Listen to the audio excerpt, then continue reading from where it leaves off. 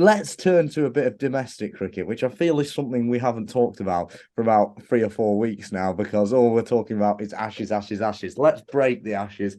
None of that, because the Vitality Blast has reached its knockout stages and the quarterfinals are taking place this week on Thursday and Friday. And they are the Bears versus the Eagles, Lancashire Lightning versus Surrey, Somerset versus the Notts Outlaws, and then the Hampshire Hawks versus the Worcestershire Rapids. Harrison, let me come to you first. Who stands out on that list as potentially charging towards the title? It's, it sounds cliche, but it's the two teams that top the groups, Birmingham Bears and Somerset. Somerset have been more so untouchable, but they've both looked fantastic throughout the group stage. And you just do wonder, is that you think that is the final? If barring any normal T20 bar shenanigans, and I sincerely hope that is not the final from a Hampshire perspective, but they have looked like just so good. Somerset themselves, they use Taunton fantastically. It's a small ground, but they know how to exploit it and they know how to bowl to it. That is what you need, especially in a 14 game group stage when you've got seven of them at home. Birmingham the same. They've turned Edgbaston, and they're going to get a big crowd regardless. They're going to fill most of that place like Somerset do with Taunton. They can use that crowd to their advantage and use the star quality they got throughout. And there's been different players for them. Like Dan Mousey has really stepped up to the mark, and maybe someone like Glenn Maxwell hasn't been as consistent as they hoped. But they've got the players. Both teams have got the players throughout from 1 to 11 that will just exude quality and can bring a lot to the table for them. And I mean, if one of them doesn't win it, I will be very, very shocked. Can you put a commitment to that and say you'll do something? No, I'm not doing any of those stupid commitments because it will backfire Knockout horribly. cricket. Yeah, I mean the group stages are very different to the knockout stages. I think we all know. I mean, speaking as a much pained Lancashire fan who has topped groups many times and then gone into the quarterfinals and got knocked out. Um, I mean, who's the underdog in this lineup, Rob? Who's the one who you're thinking, oh, you're not quite at the quality of the other sides on paper. Maybe you're not going to do that great. Who's the one who people should look at when they're maybe not going to? Do you want one from each group, seeing as Harrison named the two favourites? Do you want an underdog Just, from each group? just you can pick two. You can pick two from that quarter. Okay. Our first one's probably going to be Worcestershire. I think they're ones. I think because the North Group is so hotly contested, and this year more than ever, it's been very, very tight to get through. I think Leicestershire the only side to not finish in double-digit points in the North Group for the Blast this year. I think Worcestershire, you probably look at the sides there and go, you would look at that side and really go, yeah, probably not got the absolute star power, but I think we said to it before, recording started that they actually are a good T20 side. They also, New Road's not the biggest ground, but they, similar to Somerset, they know how to spin it to their advantage. I think the other one that I would say, I'm not sure is there. See, this is tough because you could say Lancashire to an extent because not everyone has fired. This is a team that, I think you'll admit yourself, Simon, on paper is arguably the strongest team in the competition. I think everyone was looking at that when it was announced Butler was going to be available for 10 games. It was like, oh my God, this could be a bloodthirsty showing in every single Lancashire game. They've struggled at times. I think the thing that was going for them is the fact that they didn't lose at home. You've made Old Trafford a bit of a fortress. No one's really come to Old Trafford and taken the result away. 21 games unbeaten at Old Trafford. Just flip that in there. Very, very impressive. I saw your admin tweet that out earlier today, so I was setting you up perfectly for that one.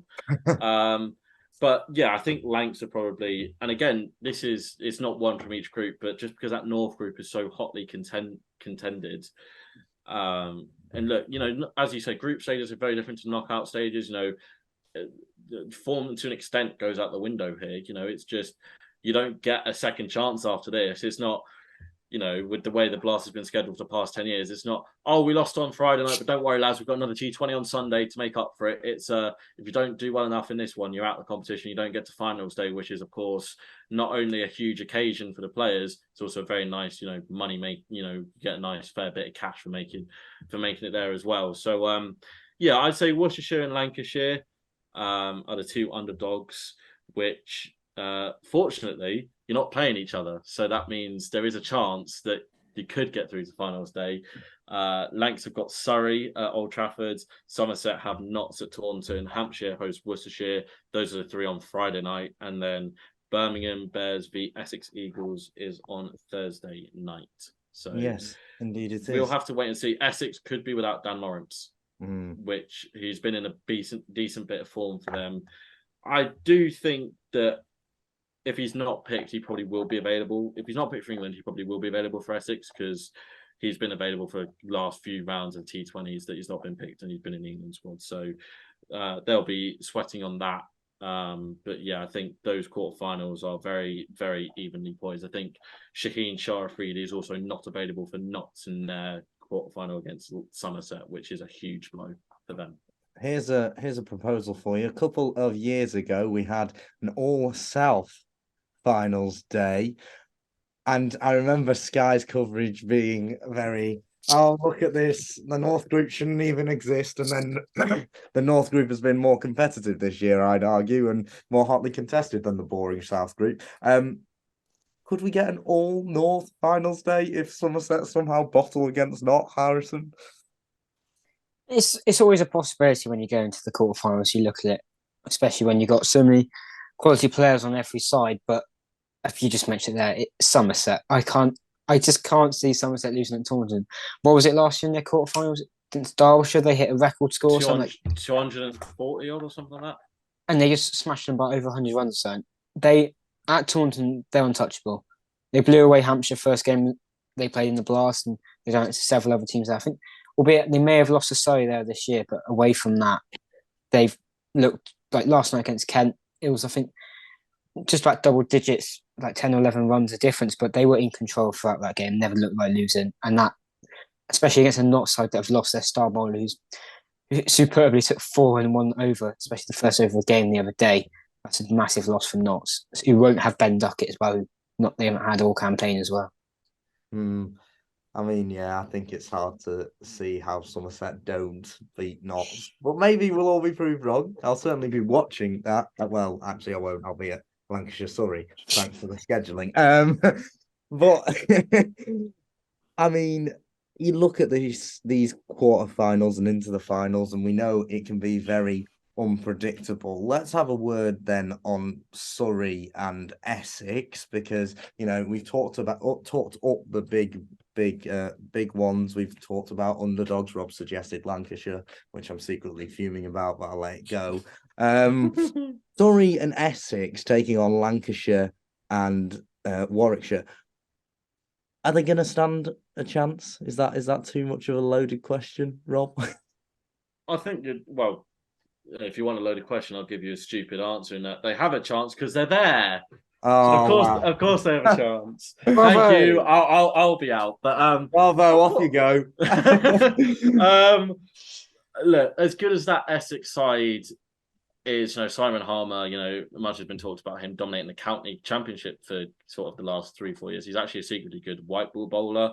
You know, Matt Critch has come into his own. Feroz Kushi at the top of the order has been a very good addition for them. I think they've changed some stuff around where he's got a bit more game time and he's actually, you know, come to fruition. Yeah, they more than have a chance against Birmingham. It's going to be tough, but you know, Birmingham in their last group game stuttered to about 140 for 8. So, you know, it wasn't a very batting friendly pitch. Whether they'll change that for this week, I don't know. We'll have to wait and see until we see it on Thursday evening. But Essex definitely do go in with more than a fair chance, especially if they're able to get Dan Lawrence available. I think he's been moved to the top of the order for them with Feroz Kushi, and Lawrence has been more hit and miss than Kushi, but when they've both been on fire, they've both been really, really good for them and got them off to good starts. So, Interesting to see that. And Surrey are on a little bit of a blip. They've lost their last 3 in the campaign. They including have that just game against Middlesex, which last time we were recording, we were all was unfolding, watching, and we were just in awe. And I'd like to just Middlesex fans, if you want to thank me, I was responsible for you winning, given that I tweeted at halftime, why do we even cover these? It's obvious Surrey is going to win, which they did, which is great. Sorry, Rob. Can we go back to the actual preview now? Yeah, go on now. Yeah, sorry. Look, sorry, I've just got Jason Roy back. I can't remember off the top of my head how well he did in the only T20 he played, but having him back in a batting lineup that is effectively 2 openers and a bunch of all-rounders, which I think hasn't really been said enough of about Surrey, is the fact it's been Will Jackson, Laurie Evans at the top of the order, and they've kind of just gone, we'll just mix and match the rest of the batting order. We don't really care too much. We've got guys, apart from maybe one of their, but maybe Gus Atkinson is your standard number 11 every game, or I'm not sure if he has batted 11 every game, but they might have had their standard number 11. But apart from that, everyone else can seemingly float about the order however they needed to. Look, Surrey have got a plethora of amazing T20 players. Will Jacks is someone that probably should be in the England T20 setup, if not for Alex Hales and Joss Butler. As I mentioned, Jason Roy, who's still on his day, is very, very good. Sam Curran, who's becoming a really, really, really solid white ball player. I don't think his white ball talent gets talked about enough.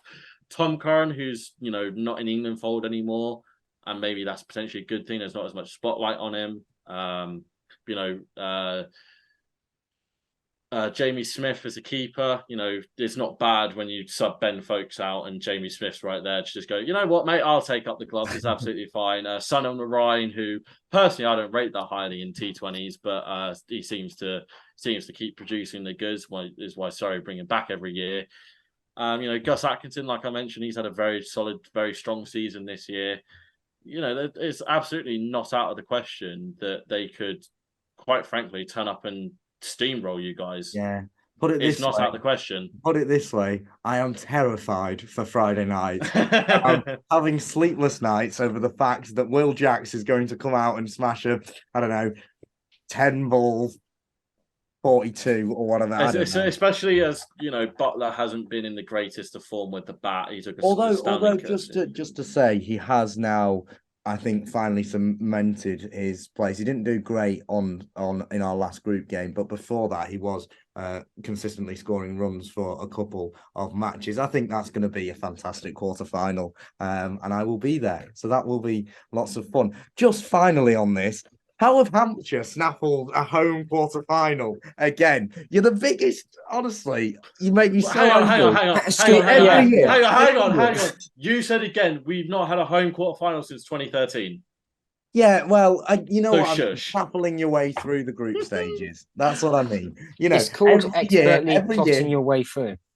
Yeah, well, every year you go, it'll be like, I don't know, 5 games in. Oh, we're doing rubbish here. We're losing. We're terrible. Oh, bowlers aren't up to scratch. And then suddenly you'll just scamper your way through to get yourself into the quarterfinals and then to finals day. And yes, I'm salty because you beat us last year, and I cannot face the prospect of Lancashire versus Hampshire again. So Worcestershire, please win and just eliminate them. It's not about how quickly you start. It's all about how you hit your stride later on in the group stage, which is what Hampshire have kind of become renowned for, really. Me and Harrison joked about this a little bit. John Turner has been absolutely phenomenal for us. Nathan Ellis, again, one of those ones that hasn't really hit the same heights as he did last year in the last campaign, where he was probably the tournament's best bowler. So you've had to look to other players, and John Turner, who's still only about 19, 20, I think. He might be even younger than us. Kind of come a little bit left field out of nowhere, mainly been playing seconds cricket, but has got some opportunities in the first team this year. And he's taken them and bowled really, really well. And, he's just taken wickets regularly, not gone at too many and over, which for a young bowler can be quite disheartening. And in a tournament in a season where Brad Wheel, who's a key cog of the Hampshire T20 side, has not been available and won't be available for any more games, it can be quite a daunt, really, to to step up and take that role. But Turner's done it really well. Benny Howell, since he's got fit, has kind of shown why he was brought back. And to the casual fan, they'd go, why is this guy getting gigs in T20s? He's bowling 60 mile an hour, the kind of very generous medium pace, but he keeps taking wickets and he can more than hit a long ball at the end of the innings. So look, the theory is there as a Hampshire fan. As much as you will point out I'm a Durham fan, I'm still a Hampshire fan first and foremost. Are you though? Really? Does Durham pay me? Hampshire don't. So that's where the Durham thing comes in for. But look, that inconsistency is a huge fear that, you know, we can turn up and be 80 for 5 off 14 overs. And in that case, you can kiss finals day goodbye. You're not winning a T20 off that point. However, you could win a finals day off a very slow start to the batting order. Sorry, you know all about that, wouldn't you? Yeah, I would. Yeah, thanks for that. Thanks for reminding me. Let's part that. So you're not editing this. You're not going to put it in, but I would just edit in the James Vince photo of him holding the finals trophy from last year. Shall I edit in the lovely montage I made about you in the county championship last year when you lost out to Surrey? Because that was quite good as well. No, we came third in 2-horse race, but Yorkshire got relegated. So yeah, good. Well, yeah, we can